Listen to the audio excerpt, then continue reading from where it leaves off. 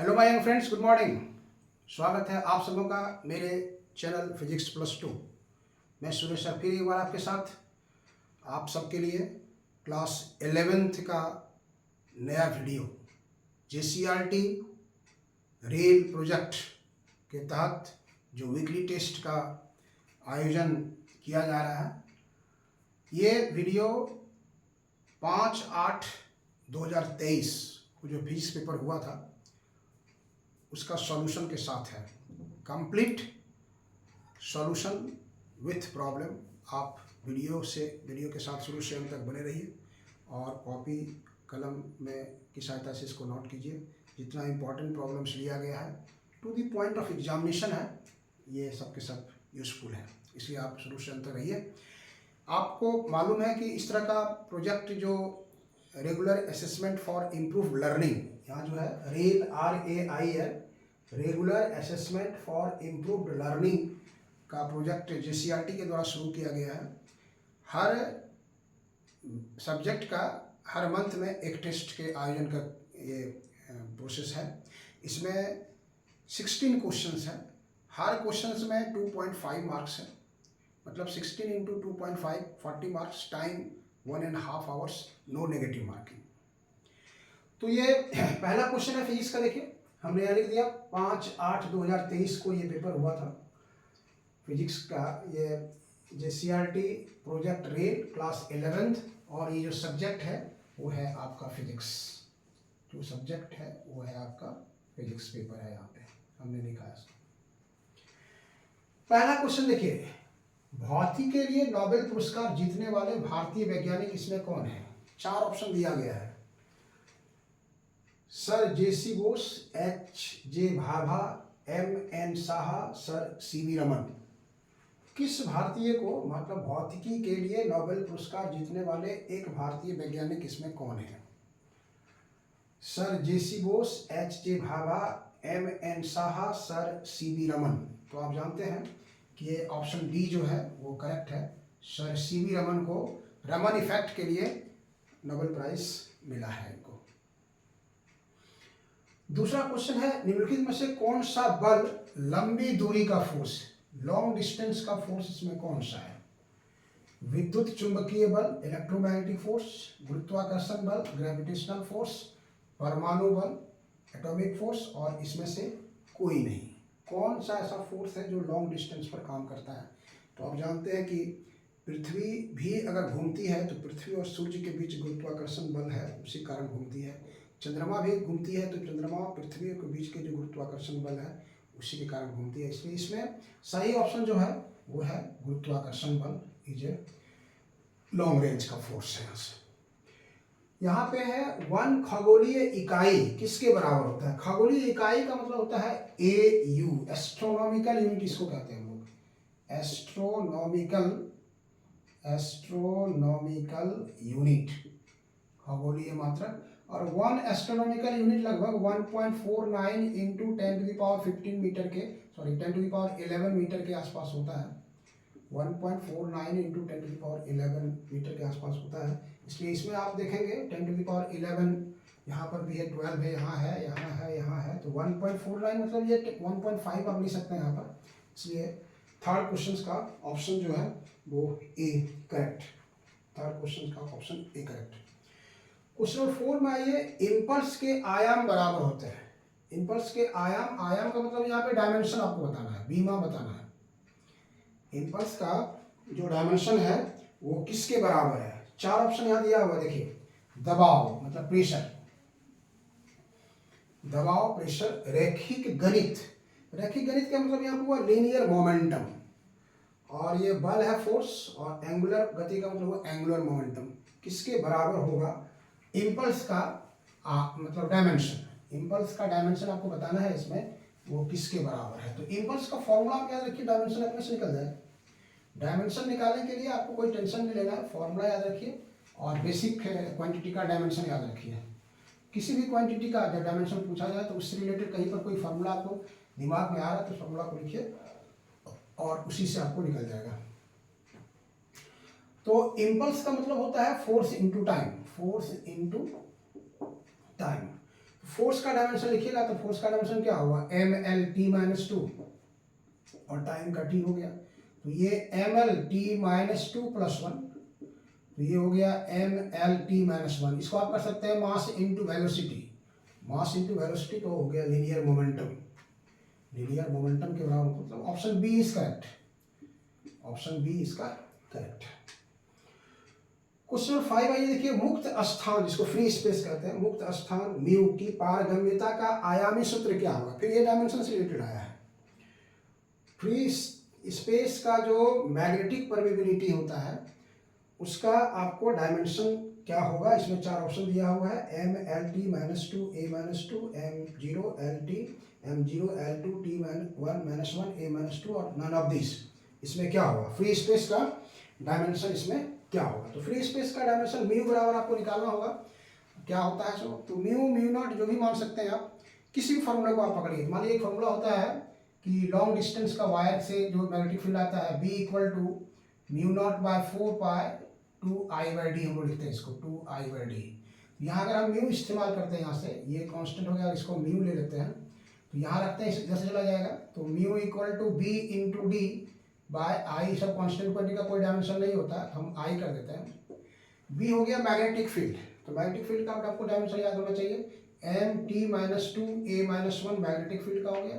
ये डिस्टेंस है, तो ये डिस्टेंस हो गया एल, और ये ए हो गया एम्पियर इसका, तो यहाँ से हो गया एम, एल यहाँ रहा, T minus two, A minus two, M L T minus two, A minus two, M L T minus two, ये ऊपर चला गया तो ए माइनस टू आ गया। तो यहाँ पर देखिए कहीं पर है क्या, ऑप्शन ए देखिए, ऑप्शन ए में देखिए क्या दे रहा है आपको, M L T minus two, A minus two, option A ही में है, ऑप्शन ए इज करेक्ट, इधर कहीं पर ऐसा नहीं है, इसलिए ऑप्शन ए करेक्ट यहाँ से हो गया।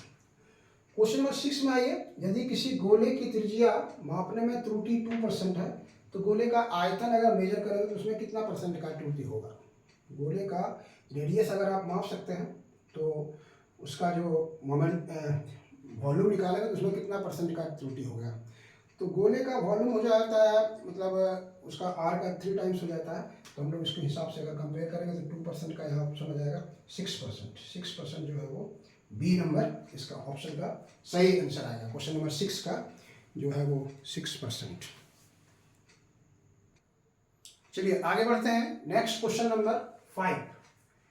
एफ बराबर A T plus B T square में एफ एक बल है और टी समय है, तो ए और बी का डायमेंशन क्या होगा।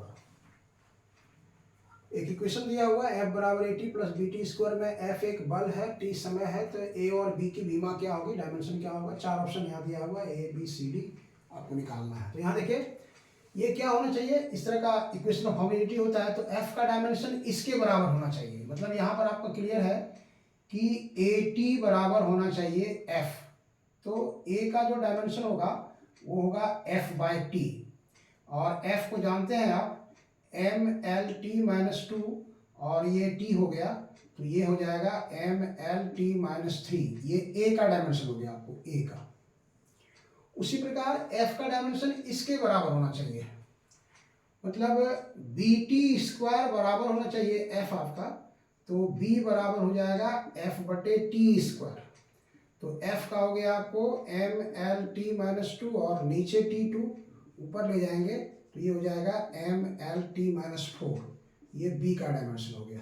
तो देखिए ए बराबर एम एल टी माइनस 3, तो एम एल टी माइनस 3 यहाँ है, यहाँ नहीं है, यहाँ है लेकिन यहाँ नहीं है, यहाँ है, और मतलब ए में है एम एल टी माइनस 3 और बी में है एम एल टी माइनस 3, एक जगह हो गया। अब सॉरी, ए में है और सी में है। अब बी का देखिए एम एल टी माइनस 4, तो यहाँ है एम एल टी माइनस 4, लेकिन यहाँ पर एम एल टी प्लस 4 है, इसलिए ये नहीं होगा।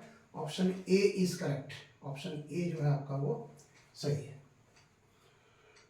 क्वेश्चन नंबर 8 आइए देखिए, एक कार 2 स्थानों के बीच की दूरी का पहला आधा भाग 40 किलोमीटर प्रति घंटा की गति से और शेष आधा भाग 60 किलोमीटर प्रति घंटा की गति से तय करती है, तो कार की औसत गति क्या होगी, मतलब एवरेज स्पीड कितना होगा। 40, 48, 50, 60 ये दिया होगा आपको, उसमें से चूज करना है कौन सा ऑप्शन उसका सही होगा। तो हम लोग वहाँ से आते हैं, एवरेज स्पीड किसको कहते हैं वो आपको जानना पड़ेगा। Average speed is total distance by total time. Average speed is total distance by total time. ये आपको फॉलो करना होगा आपको, तो आपका बन जाएगा सवाल। देखिए यहाँ पे है, देखिए ये कार जा रही है ऐसे, ए से चलना शुरू किया, बी तक गया। इसका टोटल डिस्टेंस हम लोग मान लेते हैं सपोज दैट एक्स है, तो ये आधा हो गया एक्स बाई 2। इसको जा रहा है कितना से वो 40 किलोमीटर। ये 40 किलोमीटर से वो तय करती है, 40 किलोमीटर प्रति घंटा से। इसमें अगर टाइम इसको t1 लग रहा है तो t1 बराबर हो जाएगा x बाई 2 बाई 40, मतलब x बटे 80। ये हो गया t1, ये 2 नीचे आ गया। और शेष जो x बाई 2 है वो तय करती है वो 60 किलोमीटर प्रति घंटा की तरफ से, मतलब ये 60 हो गया। तो इसमें अगर टाइम t2 लग जा रहा है, इसमें अगर टाइम t2 लग जा रहा है तो t2 बराबर हो जाएगा x बाई 2 बाई 60, मतलब t2 equal to x by 120 आ गया आपको। तो एवरेज औसत गति निकालना है ना, औसत चाल। तो औसत चाल का जो फॉर्मूला होता है, औसत चाल का फॉर्मूला क्या होगा, कुल दूरी, कुल दूरी बटे कुल समय, कुल दूरी बटे कुल समय। तो कुल दूरी देखिए यहाँ पर कितना होगा, x बाई 2 और x बाई 2 x हो गया, और ये हो गया आपको कुल समय कितना होगा, तो x बाई 80, x बाई 80 और प्लस x बाई 120। तो ये x रखिए और यहाँ से एलसीएम ले लीजिए, 120 और 80 का कितना हो जाएगा, तो 240 हो जाएगा। ये 8 यही 24 3x और 120 गुना 224 2x। तो ये हो गया x और नीचे और 3 2 5x, और ये 240 को ऊपर ले जाइए यहाँ से, तो x x कैंसिल हो गया है, यहाँ से कैंसिल कीजिए, 5 4 20 5 8 40, मतलब 48 किलोमीटर पर घंटा उसका एवरेज स्पीड होगा। एवरेज स्पीड जो होगा 48 किलोमीटर पर घंटा। तो यहाँ देखिए ऑप्शन ए में है 40, ऑप्शन बी है 48, ऑप्शन बी 48 किलोमीटर पर घंटा, वो option C correct. Question number 9 आइए देखिए, x अक्ष के अनुदिश गतिमान एक कण का विस्थापन x बराबर 18 प्लस 5t² द्वारा दिया जाता है, तो 2 सेकंड में उसका तात्कालिक वेग कितना होगा, 40 metre per second, 50 metre per second, 42 metre per second और 38 मीटर पर सेकंड। ये आपको वहाँ पे बताना है क्या उसका आंसर होगा। एवरेज मतलब ये तात्कालिक वेग, मतलब इंस्टेंटेनियस वेलोसिटी की बात कर रहा है वो। Instantaneous velocity, the velocity of a moving body at any time at any point is called instantaneous velocity. किसी गतिशील वस्तु का वेग किसी भी क्षण किसी भी स्थान पर उसका तात्कालिक या तात्क्षणिक वेग कहलाता है। तो तात्क्षणिक वेग इसको हम लोग लिखते हैं, यहाँ पर जो v का फॉर्मूला होगा v equal to dx by dt, ये इसका फॉर्मूला यूज करेंगे हम लोग यहाँ से। तो x का वैल्यू आपको दे दिया वहाँ पर से, x का वैल्यू कितना दिया हुआ है देखिए 18 प्लस 5t²। तो यहाँ से dx बाई dt निकालिए, तात्क्षणिक वेग का फॉर्मूला हुआ dx बाई dt। तो ये कांस्टेंट टर्म है जिसका 0 हो जाएगा, ये 5 हो गया और इसका t के पावर 2, फॉर्मूला आपको याद है, t के power n d by dt अगर हम लोग निकालेंगे तो क्या होता था n इंटू टी के पावर n माइनस 1, जितना पावर है पहले उसको लिखिए, उसमें से 1 घटा दीजिए 2, और यहाँ हो गया t 2 माइनस 1 2t हो गया, मतलब ये हो गया 10t। ये हो गया आपको क्वेश्चन जो है दिया होगा, क्वेश्चन नंबर 18 प्लस x बराबर 18 प्लस 5t² द्वारा रिप्रेजेंट है, तो t इक्वल टू 2 सेकेंड में क्वेश्चन का इसका हम चेक कर लेते हैं। क्वेश्चन में नहीं लगता है गलती तो नहीं है। क्वेश्चन नंबर 9 जो है उसका जो दिया हुआ है x इक्वल टू 18t है, सॉरी 18t प्लस 5t², इसमें हम थोड़ा संशोधन करेंगे, x equal to 18t plus 5t²। तो 18t है तो यहाँ पर ये 0 नहीं होगा, तब यहाँ पर आपको इसको सुधारना पड़ेगा इसको।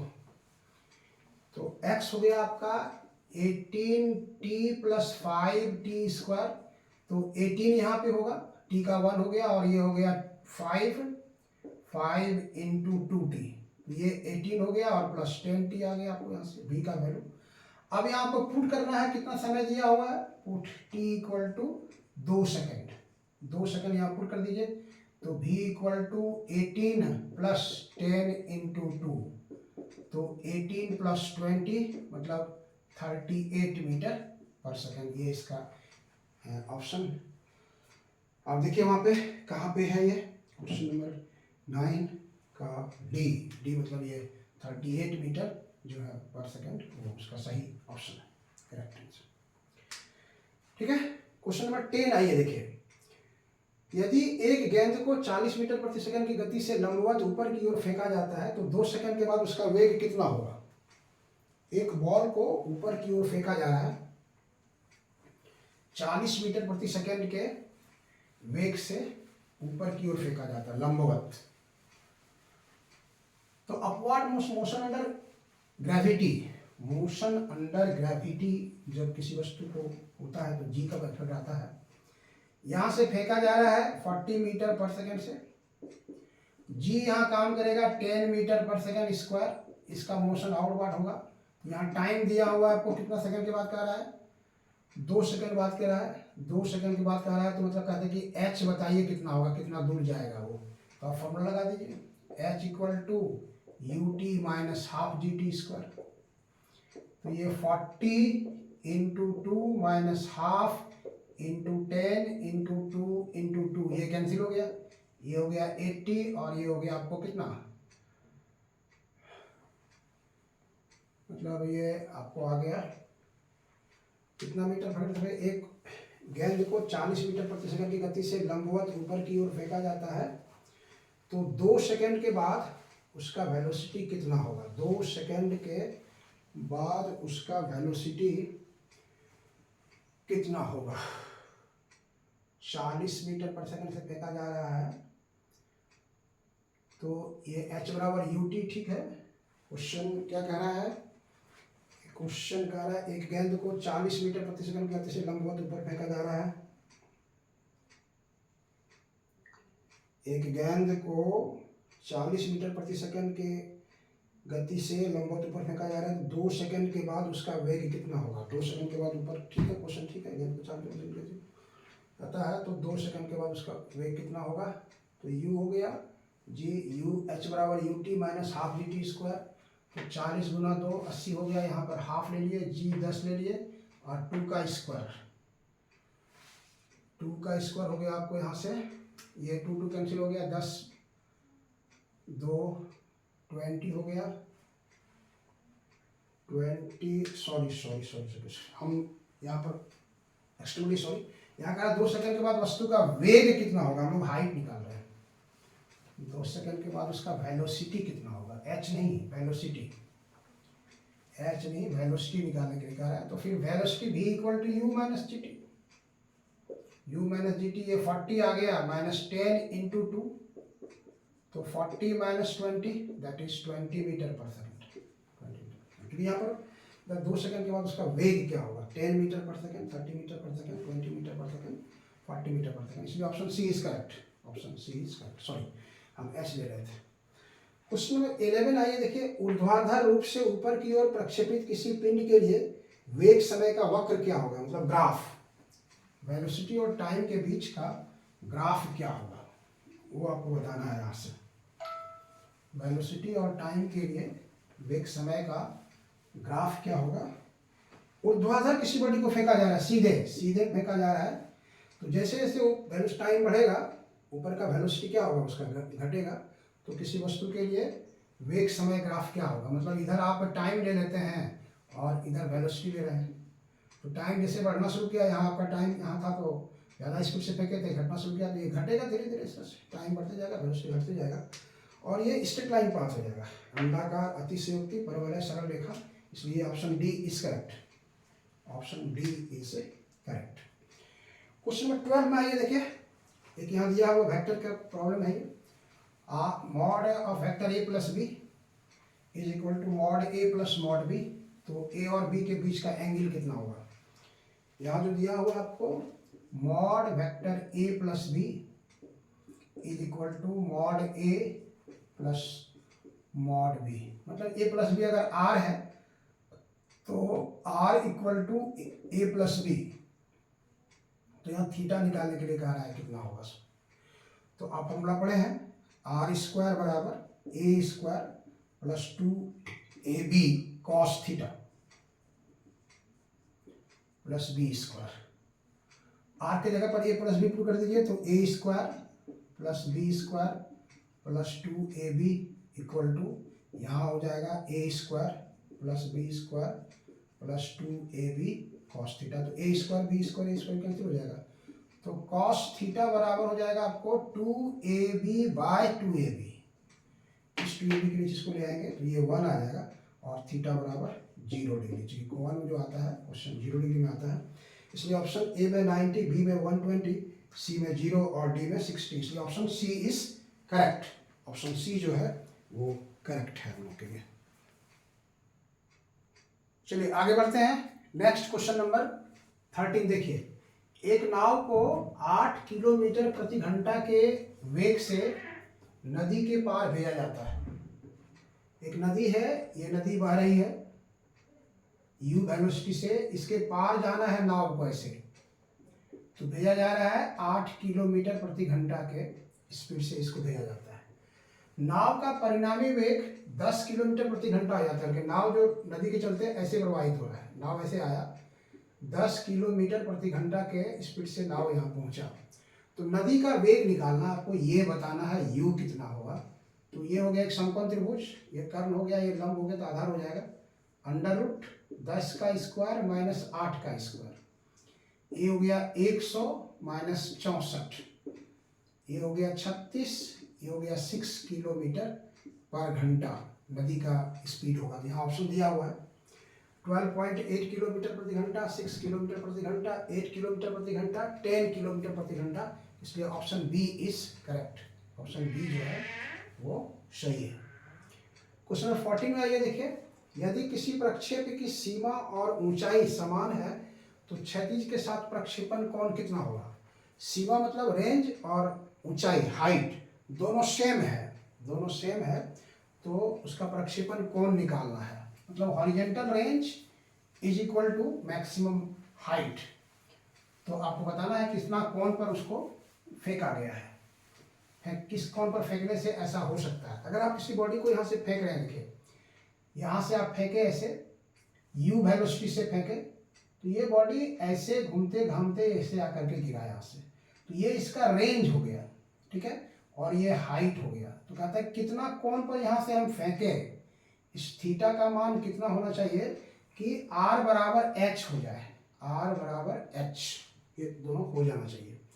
तो हम लोग क्या करेंगे, यहाँ पर h बराबर r का फॉर्मूला लगा देते हैं, h equal to r, h बराबर फॉर्मूला जानते हैं आप, u square sine square theta by 2g, और r का हो गया आपको u स्क्वायर 2 साइन थीटा, या u स्क्वायर कर सकते हैं 2 sine theta into cos theta, 2 sine theta into cos theta by g।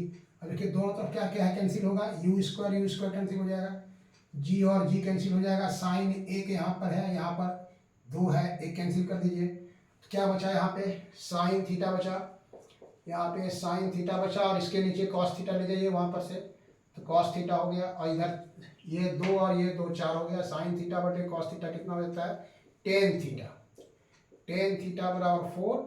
तो थीटा का मान आपको निकालना है, तो थीटा बराबर टेन इनवर्स 4, ये इसका ऑप्शन हो गया, थीटा बराबर टेन इनवर्स 4। तो यहाँ लिखा हुआ है 60 डिग्री, यहाँ है टेन इनवर्स 4, और वो हो गया 30 और ये 40, इसलिए option B is correct. Question 15 आइए, यदि दो सदिश लंबवत है, if two vectors are perpendicular, तो इसमें से कौन सा रिलेशन सही है। a dot B equal to 1, a cross b is equal to 0, a dot B equal to 0, a डॉट b is equal to A B. दो वेक्टर है आपका, दो वेक्टर है, दोनों एक दूसरे पर परपेंडिकुलर है। मान लीजिए ये वेक्टर a है, वेक्टर a है, और ये वेक्टर b है, ये दोनों एक दूसरे पर परपेंडिकुलर है। तो a डॉट b का फॉर्मूला आप जानते हैं, a डॉट b का फॉर्मूला होता है ए बी कॉस थीटा। तो ये हो गया a b और ये हो गया cos 90, और cos 90 का वैल्यू जो होता है वो 0 होता है। ए बी को 0 से गुना करेंगे तो ये 0 होना चाहिए, ए डॉट बी बराबर 0।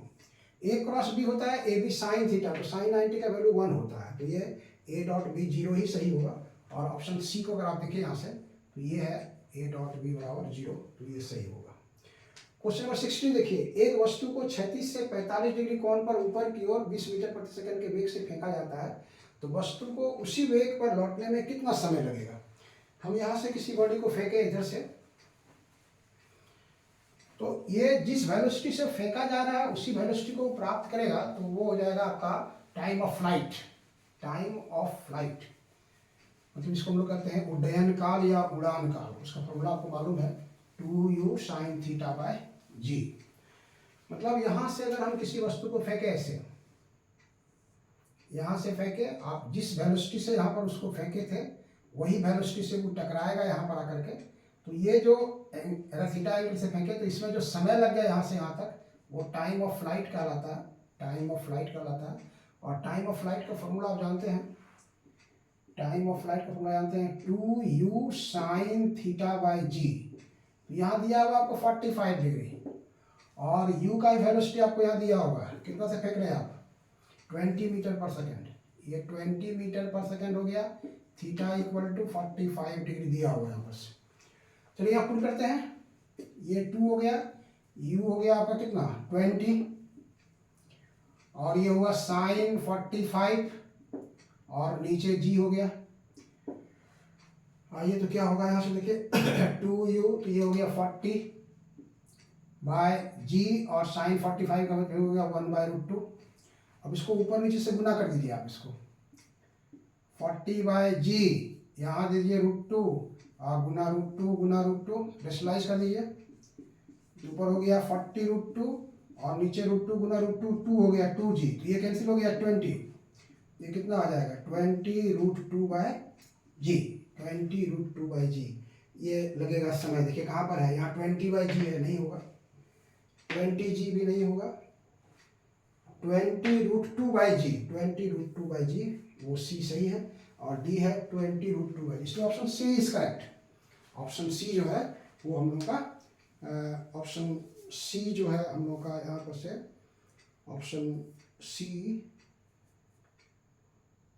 ऑप्शन सी जो है वो करेक्ट होगा 20√2 बाई जी। तो इस तरह से हमने जो 16 क्वेश्चन का जो सेट था वो आपकी सेवा में रखे। कैसे लगा आपको मेरा वीडियो? अगर अच्छा लगे तो इसको लाइक करना, सब्सक्राइब करना और शेयर करना कभी नहीं भूलिएगा। इस तरह का एक ये था, आपको कितने तारीख को एग्ज़ाम हुआ था, आपको बोर्ड पर लिखे थे 5/8/23 को। सेकेंड जो एग्ज़ाम हुआ 2/9/23 को, उसका भी वीडियो अपलोड हो चुका है। दोनों वीडियो में बहुत इंपॉर्टेंट क्वेश्चन दिया गया है। इसको आप शुरू से अंत तक उसके साथ बने रहेंगे और लाइक करना, सब्सक्राइब करना, शेयर करना कभी नहीं भूलेंगे। चलिए, थैंक यू।